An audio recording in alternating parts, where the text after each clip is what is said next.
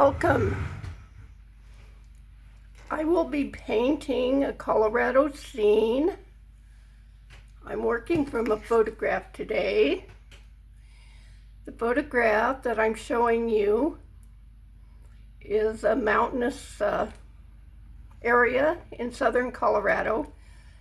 We have spruce trees, pine trees in the front with some aspens, and we have a cropping of rocks over to the right. And as you can see, the photograph is rather flat and doesn't have a lot of detail. I like to paint in abstract style, so sometimes I exaggerate color, which is what I do most of the time. I enjoy working with whatever colors are inspiring me in the moment. So part of my painting journey or experience process is one of enjoying the process and experimenting and trying different colors, something that might not be exactly what you would see in nature or a photograph, but something that makes a dynamic and hopefully successful painting. All right, we're working with acrylic paints. I have about 4 cool colors on my palette and 4 warm colors. I'm using, excuse me, I'm using a 1-inch brush for most of this painting. We'll be on an 8x10 piece of paper, watercolor paper, acrylic paper. I also have a brush that's about 1/4 of an inch, and both of those brushes should work well for this size of a painting. So to begin with, you can sketch with a pencil and sort of block in your shapes. I don't normally do that. I've gotten to the point where I can just kind of look at the piece of artwork, or I mean the photograph, and actually sort of reduce it to the largest shapes. So in this particular photograph, we will notice the shape in the background. The landmass that's the furthest away has the lightest color and the dullest colors, and in the foreground you're going to have stronger color, darker and lighter contrasting colors. And so we will first of all block in our big shapes. So to start with, let's start with some ultramarine blue, and we're going to block in some of the tree shapes in the foreground. I'm using it straight from the tube. I have white on my palette, and I will be mixing with white and complementary colors to change the value of the colors and be able that way to create depth. Okay, I'm looking at the blue on my palette, thinking that I need to put some of the green that I have on my palette with that blue and get kind of a dark green for this foliage or these tree shapes in the foreground. And I'm going to put it on the paper with a fairly wet brush. So we're just going to block in a few shapes here and get the sort of the big shapes. What it is we're trying to say, we're trying to create or capture. We're trying to capture different big shapes. Okay. While this is wet, we can take and clean our brush. I have 2 containers of water. One will become a little muddier and the other one a little clean, so that way we can maintain color when we want to. Mix color, we can mix color, but when we don't want a dirty color or a duller color, we can clean the brush in the clear water. Okay, I'm going to drop in some medium, cadmium medium yellow, and you can see these colors are brighter than what's in the photograph.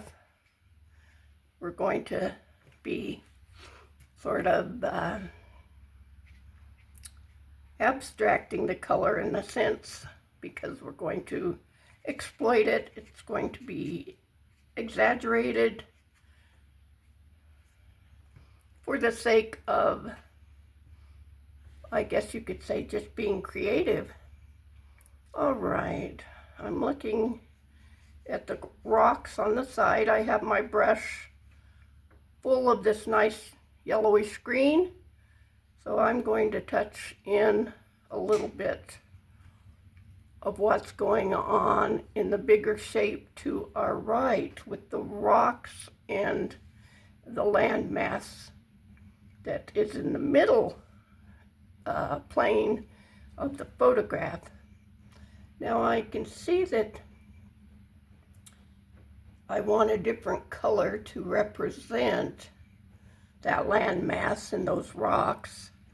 So I have aqua blue on my palette, which is quite different than in the photograph. I can decide whether I like it or not by just experimenting and see what it looks like if I put it to represent what I'm seeing in this landmass. It's kind of an interesting color mixed with the yellow, and I find it kind of, I guess, bright and colorful, and I like that. So I'm thinking a bit, and we'll now mix some white into the color on my brush, which is that bright green color, and make a lighter value so that I can represent some of the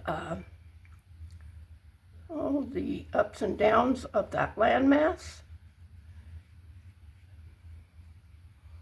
And being that it's a lighter color, it won't, or I should say a lighter value, it won't be the same, and will sort of give some depth and something different. So being that it's a different color than the trees, it won't really get mixed in or blended in with these trees in the foreground. We can change things as we go. That's one good thing about acrylic paint. You can sort of make mistakes, if you want to call them mistakes, but you can go over it and change things when you see the need to do so. You can color or cover most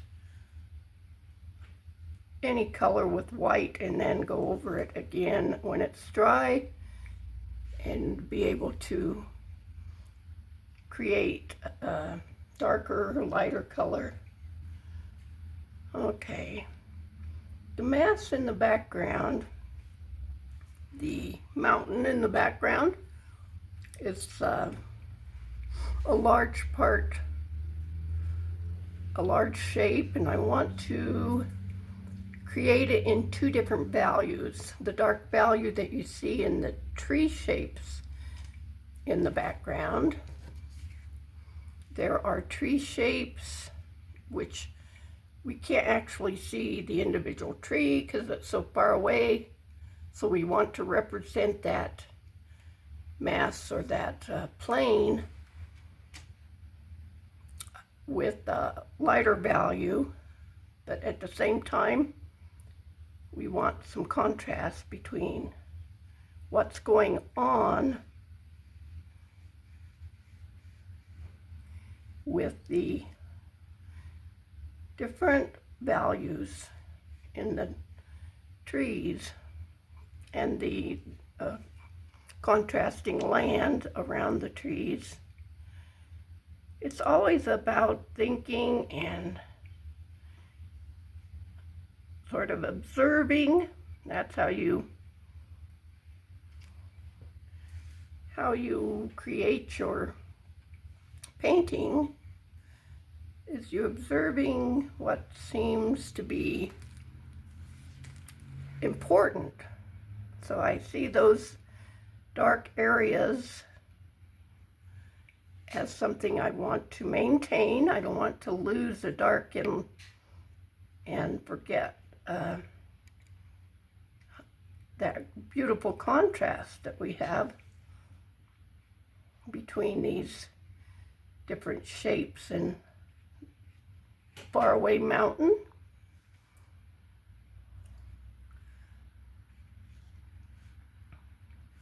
I'm leaving some white of the paper as I go here because, again, that different value that I see in the land around the trees will be created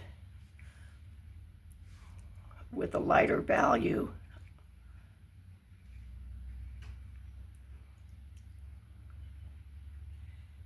There's a little bit of land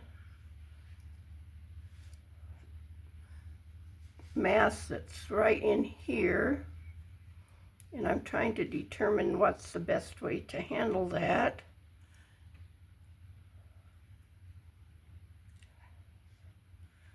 I'm thinking I'll put trees in there and see how that looks. Extend that dark area.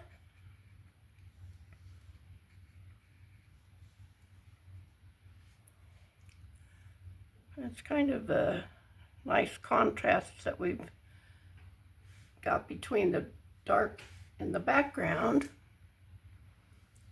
and the lighter in the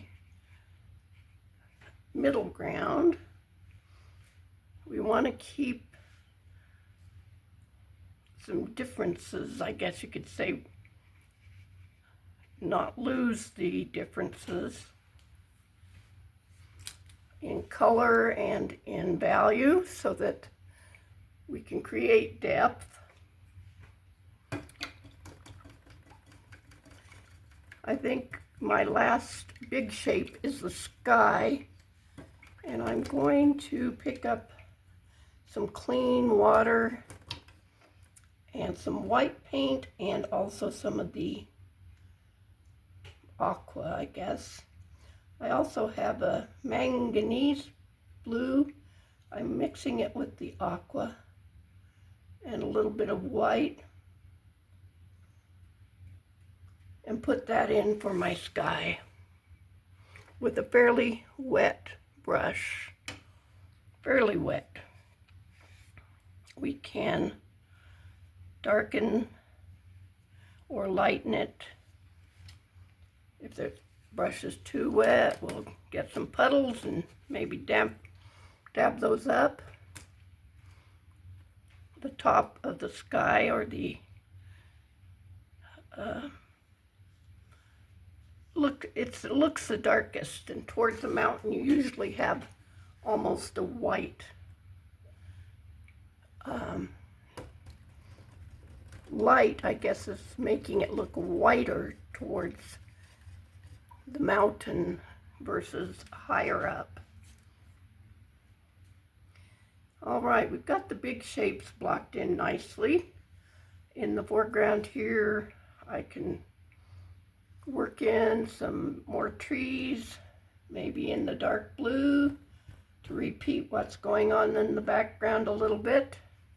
We're deviating from going from dark to light, light to dark. We're just really experimenting a bit, not too concerned with whether we're going from dark to light, light to dark. We're not too concerned. Mostly experimenting and concentrating on the big shapes. I've used mostly cool colors because I did mix the yellow with blue and I got the green, and that might be my warm color, the bright green. I'm thinking an earthy color like burnt sienna or a little bit of yellow ochre would be nice to be glazed in. When I say glazed, I mean that the paint will be thinned down with clean water and then gone over areas that are dry. It has to be pretty dry to do a good glaze. Okay, I'm looking at this little corner here and my photograph,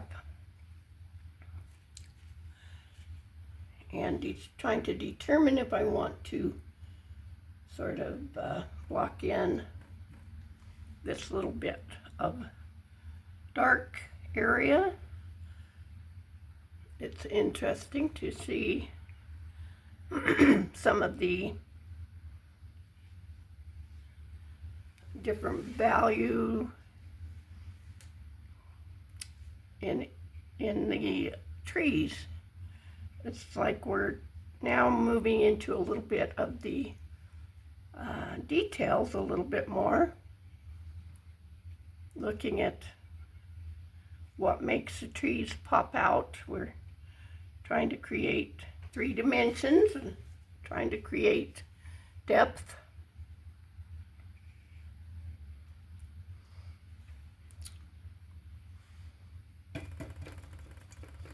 All right, this painting isn't going to take us a whole long time.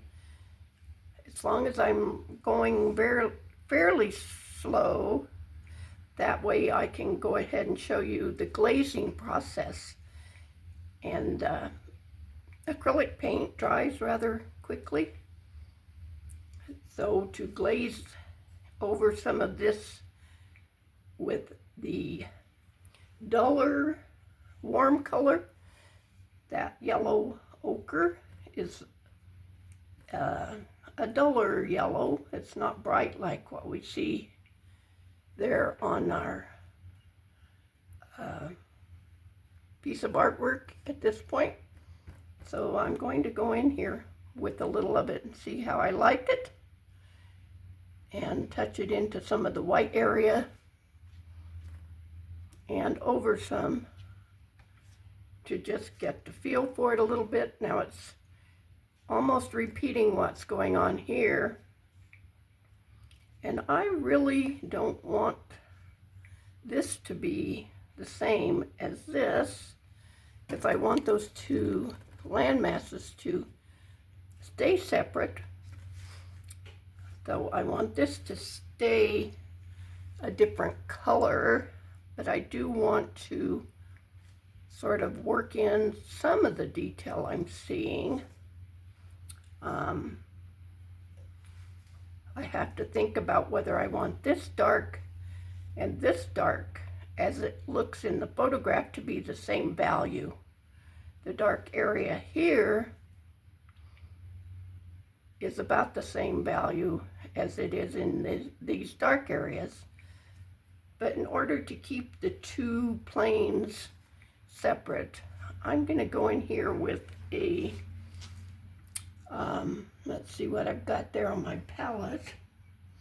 I've got some reds and oranges and magentas, but I'm wanting some burnt sienna, so I'm going to take some burnt sienna and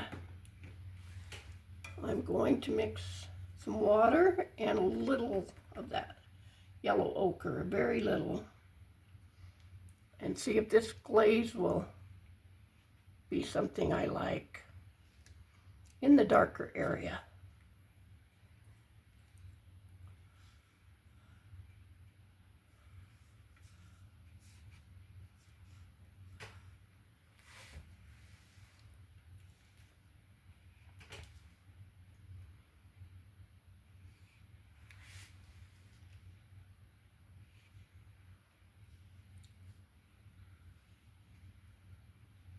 It is a different color, so it doesn't fight for attention with this in the foreground so much.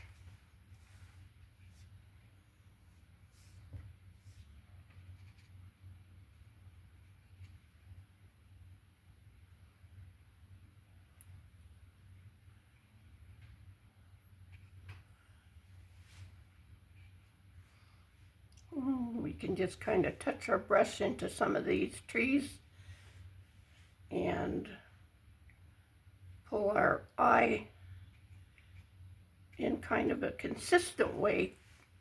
Now,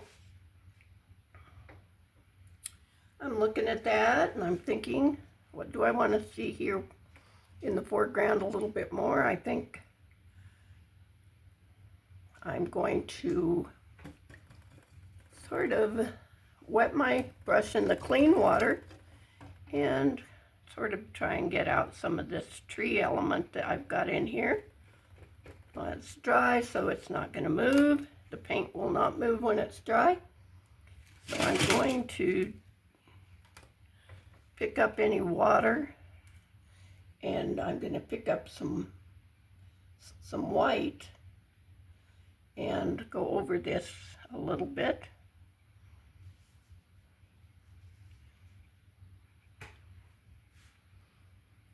And see what I can do by sort of cleaning up some of what I had there that was a little too tall in the tree area. All right.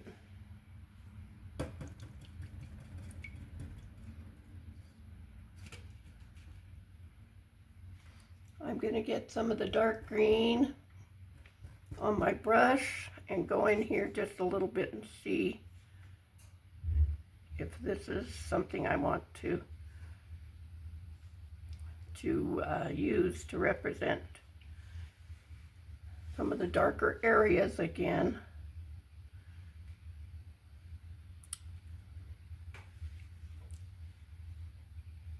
Some of the bushes, some of the greenery.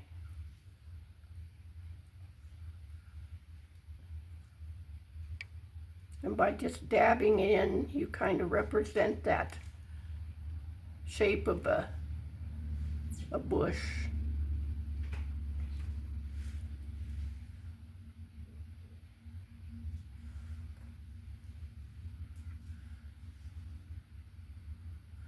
Sometimes exaggerating the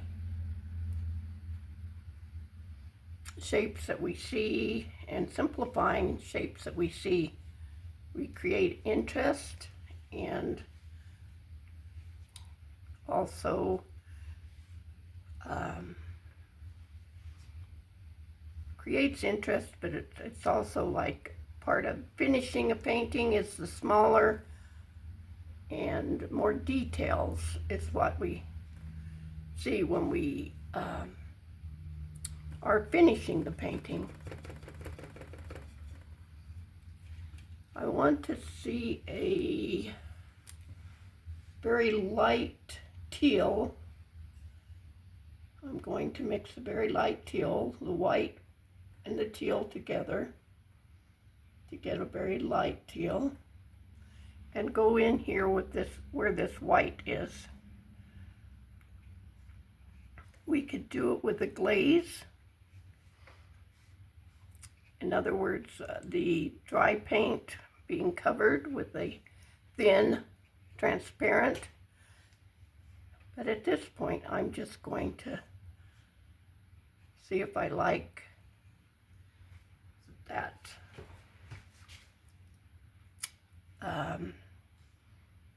the color of the light aqua. I like to use some very strong out of the tube colors most of the time, so the painting doesn't look timid, but it looks bold when you do that.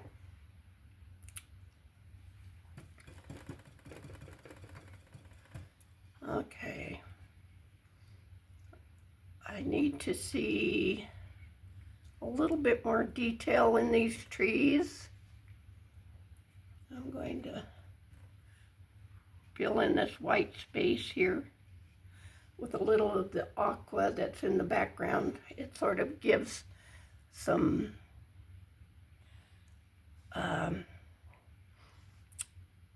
harmony by repeating what's in the background in the foreground. Even though it is the same value, you can do that when you're exploiting color. Some of the things that you would not think you can do, you can do. I'm going to go in here with some of that same dark ultramarine.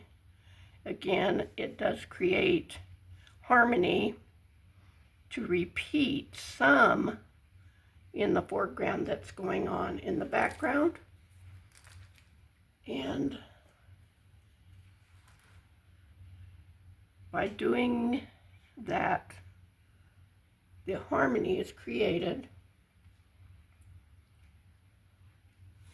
But you just don't want to have everything the same color or same value, and you like to see light against dark so that your different planes in the photograph will be maintained.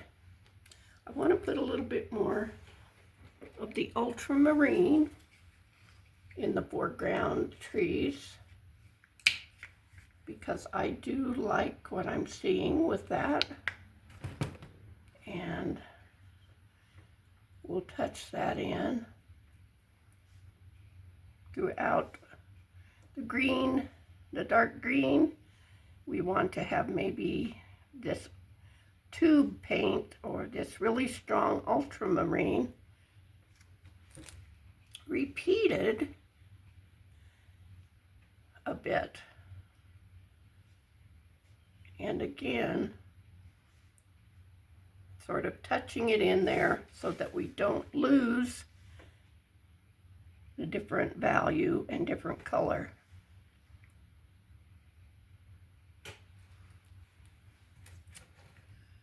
Well,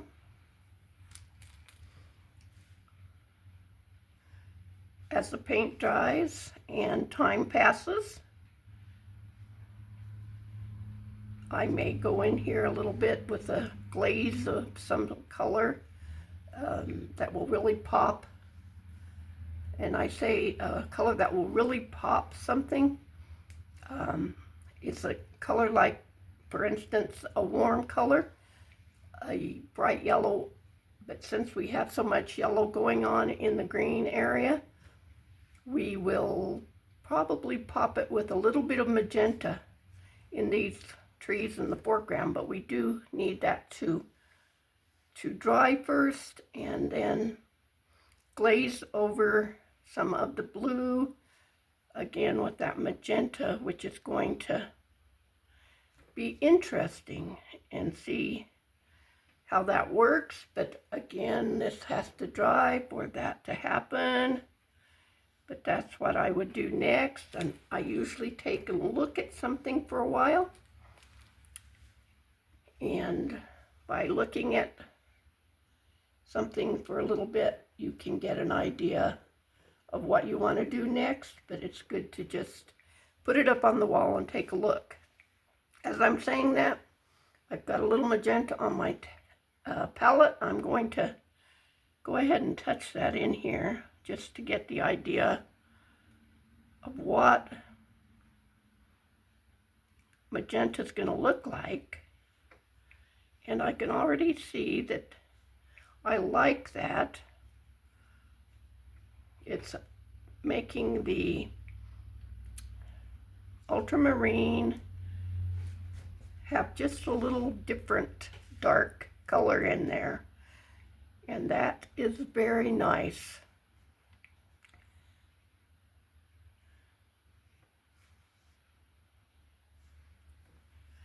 So I'm going to be using a little of that magenta in some of these areas that I'm going to develop a little bit more when it is drier. Thank you for being with me. I hope this painting has been enjoyable if you followed along and painted with me. If not, I hope it's been very educational and helpful in your painting journey. We'll see you next time.